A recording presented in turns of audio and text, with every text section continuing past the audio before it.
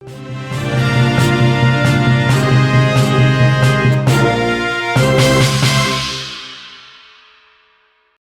Ketua Umum Majelis Ulama Indonesia (MUI) Anwar Abbas, mengkritik label halal baru yang diterbitkan oleh Badan Penyelenggara Jaminan Produk Halal (BPJPH) Kementerian Agama.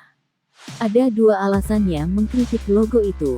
Pertama, logo tersebut kini tak lagi menyematkan kata MUI, kemudian dinilai lebih mengedepankan seni dibandingkan kata halal berbahasa Arab.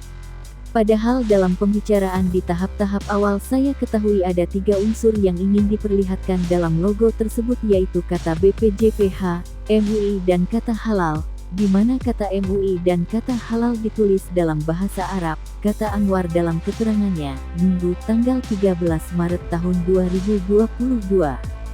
Selain kata MUI, kata BPJPH juga ditiadakan dalam logo halal terbaru. Hanya ada kata halal yang ditulis dalam bahasa Arab dan dibuat dalam bentuk kaligrafi. Kedua, logo baru ini juga terkesan mengubah logo lama hanya untuk kepentingan artistik. Hal tersebut dinilai membuat masyarakat tidak lagi mengetahui kata halal bertuliskan bahasa Arab. Banyak orang nyaris tidak lagi tahu itu adalah kata halal dalam bahasa Arab karena terlalu mengedepankan kepentingan artistik, jelasnya. Anwar mengaku paham maksud dari Kemenak, mengubah logo terbaru salah satunya untuk mengangkat budaya bangsa. Namun, yang terjadi justru logo terbaru itu terkesan hanya mengangkat kearifan lokal salah satu budaya, yaitu budaya Jawa. Diketahui, logo halal terbaru digambarkan berupa gunungan dalam dunia pewayangan.